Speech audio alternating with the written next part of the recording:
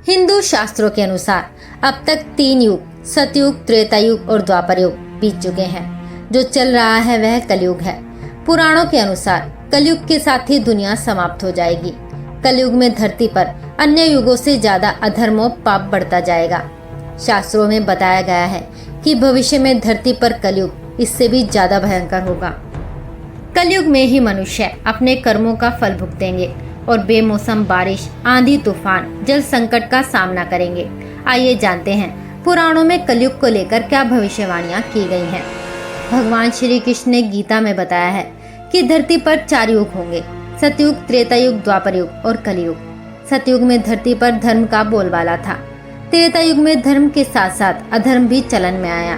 द्वापर युग में अधर्म और पाप ने धरती पर अपनी जगह बना ली। अभी कलयुग में धरती पर धर्म से ज्यादा पाप है। गीता में ये भी कहा गया है कि जब जब धरती पर पाप पड़ेगा, भगवान धरती का कल्याण करने जरूर आएंगे। गीता में 4,32,000 वर्षों का कलयुग बताया गया है, जबकि अभी तक कलयुग के केवल 5,122 वर्ष ही पूरे हुए हैं। कलयुग के इतने से कम वर्षों में ही ऐसा लगता है जैसे पाप अपनी चरम सीमा पर है। लेकिन भयंकर कलयुग में धरती पर अम्लवर्षा होगी, जिसके कारण पेड़ पौधे, जीव जंतु खत्म हो जाएंगे और इंसान अपनी भूख मिटाने के लिए एक दूसरे को खाएंगे। धन का महत्व बढ़ जाएगा और धरती पर धर्म, दया और इंसानियत पूरी तरह खत्म हो जाएंगी। पारिवारिक रिश्ते नाम मात्र के होंगे। वेदों की गलत व्याख्या की जाएगी। बच्चे अपने माँ बाप की सेवा नहीं करेंगे। धरती पर भूखमरी, बीमारियां, गर्मी, सर्दी, तूफान और बर्फबारी, बाढ़ अपनी चरम सीमा पर होंगे और अंत में दुनिया समाप्त हो जाएगी।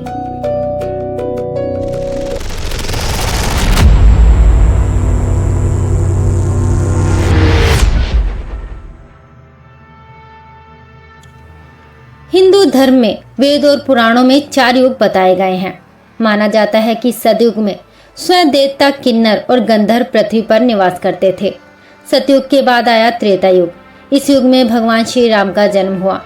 इसके बाद द्वापर युग की शुरुआत हुई। इस युग में श्री कृष्ण भगवान ने जन्म लेकर पृथ्वी से दुष्टों का संहार किया। द्वापर युग के बाद कलयुग की शुरुआत हुई। वेदों और पुराणों के अनुसार कलयुग का कालखंड सबसे छोटा माना गया है। इस युग में भगवान विष्णु का 10वां अवतार होगा, जिसका नाम होगा कल्कि। विष्णु पुराण के अनुसार इस युग में कन्याएं 12 साल में ही गर्भवती होने लगेंगी। मनुष्य की औसत आयु घटकर 20 साल हो जाएगी। विष्णु पुराण के अनुसार देवताओं के पूछे जाने पर कि किस युग में तप और पुण्य का फल जल्दी मिलेगा, तो पराशर ऋषि ने वेदव्यास जी के कथनों का जिक्र करते हुए कलयुग को सबसे उत्तम बताया। श्री वेदव्यास जी को ही वेदों का रचनाकार माना जाता है। वेदव्यास जी से जुड़ी एक पौराणिक कथा के अनुसार वेदव्यास जी ने सभी युगों में कलयुग को श्रेष्ठ युग कहा है। विष्णु पुराण में वर्णित एक घटना के अनुसार मुनिजनों और ऋषियों के साथ चर्चा करते हुए वेदव्यास जी कहते हैं कि सभी युगों में कलयुग ही सबसे श्रेष्ठ युग है, क्योंकि 10 वर्ष में जितना व्रत और तप करके कोई मनुष्य सतयुग में पुण्य प्राप्त करता है, त्रेता युग में वही पुण्य 1 साल के तप द्वारा प्राप्त किया जा सकता है। ठीक इसी प्रकार उतना ही पुण्य द्वापर युग में 1 महीने के तप से प्राप्त किया जा सकता है, तो कलयुग में इतना ही बड़ा पुण्य मात्र 1 दिन के तप से प्राप्त किया जा सकता है। इस तरह व्रत और तप के फल की प्राप्ति के लिए कलयुग ही सबसे श्रेष्ठ समय है। पराशर ऋषि मुनि शक्ति के पुत्र तथा वशिष्ठ ऋषि के पौत्र थे। ऋषि वशिष्ठ ब्रह्मा के पुत्र थे। पराशर ऋषि को सभी वेदों का ज्ञानक माना जाता है। कलयुग एक ऐसा समय है जब पृथ्वी पर चीजें बहुत खराब होंगी। कलयुग समाप्त होने के बाद कलयुग नामक भयानक काल आएगा, जो थोड़े समय के लिए ही रहेगा।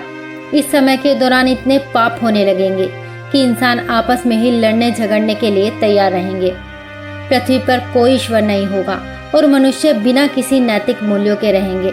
हर कोई स्वार्थी हो जाएगा और भगवान की पूजा करने के लिए कोई जगह नहीं होगी। केवल मृतकों की आत्माएं ही पृथ्वी पर रहेंगी। संसार इतने पाप से भर जाएगा कि आने वाले कलयुग में लोग मनुष्य का मांस खा सकते हैं। धार्मिक ग्रंथों में कहा गया है कि कलयुग के अंत के दौरान जब मनुष्य एक दूसरे के खून के प्यासे होंगे, हत्या, चोरी, बलात्कार और ब्लैकमेल सबसे आम होंगे। इससे धरती का रंग बदल जाएगा और उस पर मानव का लहू बहेगा। कलयुग में दुनिया इतनी खराब हो जाएगी कि लोग अपने माता पिता या बच्चों को भी नहीं पहचान पाएंगे।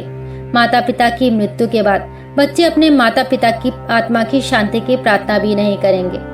इस युग में धर्म लगभग ना के बराबर होगा और धर्म अंततः समाप्त ही हो जाएगा। कलयुग के अंत में पापों की सीमा इतनी अधिक बढ़ जाएगी कि भगवान विष्णु कल्कि का अवतार लेंगे और सभी पापियों को नष्ट कर देंगे। शास्त्रों के अनुसार भगवान विष्णु कल्कि का अवतार लेंगे और पूरी दुनिया के पापियों का नाश करेंगे। इसके बाद सभी दुष्टों का विनाश होगा और फिर एक नई युग की शुरुआत होगी। 3 दिन जब भगवान विष्णु कल्कि अवतार लेकर अधर्म और पाप से लड़ेंगे, तब वह क्रूर कलयुग कहलाएगा और पापों के विनाश का दिन और अधर्म के विनाश के दिन के रूप में जाना जाएगा। कलयुग के अंत से पहले कई संकेतक दिखाई देने लगेंगे। पुराणों और शास्त्रों में इसका वर्णन मिलता है। पुराणों की माने तो कलयुग में पाप चरम पर होगा।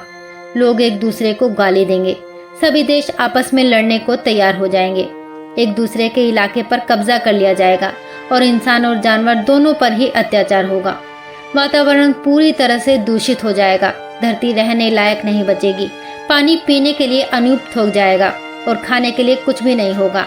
ऐसे में इंसानियत एक दूसरे का खून चूसेगी और लालच अपने चरम पर होगा। कोई किसी का नहीं होगा, बाप बेटे को और बेटा बाप को मार डालेंगे। कोई स्त्री की इज्जत नहीं करेगा, सब लालची होंगे। दुनिया में हाहाकार मचेगा, हर तरफ दहशत फैल जाएगी। मनुष्य एक दूसरे को सताएंगे व मारेंगे, लूटेंगे और चोरों को दुष्टता मिलेगी। पुराणों के अनुसार जब कलयुग का अंत होगा, तब पृथ्वी पर जीवन की नई शुरुआत होगी। प्रकृति धीरे धीरे पूरे ग्रह को पुनः प्राप्त कर लेगी। एक बार नए युग की शुरुआत होगी और मनुष्य का पृथ्वी पर पुनः जन्म होगा। इस नए युग में ना तो कोई पाप होगा और ना ही कोई पापी। सारी मानवता सह अस्तित्व में रहेगी और महान जीवन जिएगी। सभी भगवान को याद करेंगे और एक दूसरे के प्रति दयालु रहेंगे। सतयुग 17,28,000 वर्ष का होगा और लोगों की आयु 4,000 से 10,000 वर्ष के बीच होगी। धर्म का साम्राज्य विश्व भर में फैलेगा और धर्म एक बार फिर धरती पर बोलेगा। लोगों के दिलों में एक दूसरे के लिए कोई दुश्मनी नहीं होगी, इसके बजाय आपसी प्रेम और सीधी भावना होगी। मानवता को पुनः स्थापित किया जाएगा और मनुष्य परम ज्ञान प्राप्त करेगा। मनुष्य शारीरिक सुख से ऊपर होकर मानसिक आनंद को प्राथमिकता देगा। धर्म और कर्म कांड में विश्वास करने लगेगा। मनुष्य सतयुग में तपस्या के माध्यम से भगवान के साथ संवाद करने में और भगवान को प्राप्त करने में सक्षम होगा। इस अवधि में मनुष्य को अपने शरीर पर पूर्ण नियंत्रण रहेगा। परमात्मा से आत्मा का जुड़ाव ही मनुष्य को सुख प्रदान करेगा। सतयुग को विश्व का स्वर्ण युग कहा जाएगा। इस तरह से कलयुग का अंत होगा और दोबारा से सतयुग की शुरुआत होगी। तो दोस्तों, ये थी हमारी आज की वीडियो। आप लोगों को ये वीडियो कैसी लगी हमें कमेंट बॉक्स में ज़रूर बताएं और अगर अच्छी लगी हो तो वीडियो को लाइक करके चैनल को सब्सक्राइब करना बिल्कुल ना भूलें। हम अब मिलेंगे आपको अपनी अगली वीडियो में। तब तक आप अपना ख्याल रखें। जय श्री कृष्णा।